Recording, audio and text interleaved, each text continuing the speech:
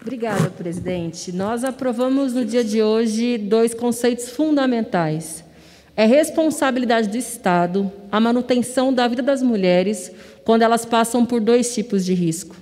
Riscos com relação à sua saúde, mas também riscos com relação a uma situação de violência que, porventura, elas estejam passando. Porque nós, nos últimos meses, passamos exaustivamente refletindo e propondo a respeito da pandemia da Covid-19, mas o nosso país convive com uma pandemia há muito tempo, sempre conviveu com a pandemia do feminicídio. E muitas mulheres brasileiras hoje não têm condições materiais, estruturais, emocionais e econômicas para lidar com nenhuma delas. O nosso projeto de lei foi no sentido de assegurar que essas mulheres que precisam enfrentar as 2 pandemias, muitas vezes sozinhas, elas possam ter o direito de sobreviver à Covid-19 e também sobreviver diante de uma situação de violência doméstica. Infelizmente, no nosso país, somente 10% dos municípios contam com algum equipamento de abrigamento para as mulheres que estão dentro das suas casas, apanhando dos seus maridos, dos seus pais, dos seus filhos, enfim, dos seus companheiros. Somente 10% dos municípios. Acho que é uma meta de todos nós fazer com que 100% dos municípios no nosso país possam contar com algum tipo de abrigamento. Por isso que a nossa proposta foi no sentido de possibilitar que, nesse contexto de pandemia, os municípios e estados possam ter uma alternativa, garantir que as mulheres, por 15 dias, possam ficar em isolamento social, em quarentena, porque a mulher, quando está sendo agredida dentro de casa e ela não tem para onde ir, nem sequer ter o direito de cuidar da sua saúde, elas não têm, porque elas estão preocupadas se elas vão sobreviver e se seus filhos vão ter condição de sobreviver. A gente está falando principalmente de crianças.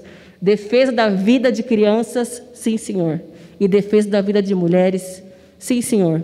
Por isso esse projeto é tão importante, porque possibilita que o Estado tenha novas oportunidades para que se responsabilize até o fim pela sobrevivência dessas mulheres. Por isso eu quero agradecer muito toda a contribuição da bancada feminina, da deputada Rosângela, deputada Dorinha, deputada Fernanda, líder da nossa bancada, e todas aquelas que foram fundamentais para construir o diálogo e, principalmente, para garantir uma segunda vitória no dia de hoje, que é a vitória contra a mentira, contra o obscurantismo, contra o ódio, com quem vive de likes mentirosos nas redes sociais, com quem comanda o gabinete do ódio, inclusive, e que, por isso, também está respondendo pelos seus crimes.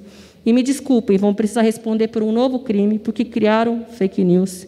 E existe já uma legislação aprovada por esse Congresso que garante a punição para essas pessoas, e nós vamos até o fim, porque, por muito pouco, não fosse a unidade das mulheres aqui dentro, a nossa capacidade de diálogo, e, a verdade, por muito pouco, a gente teria recusado 2 projetos que podem salvar a vida das mulheres.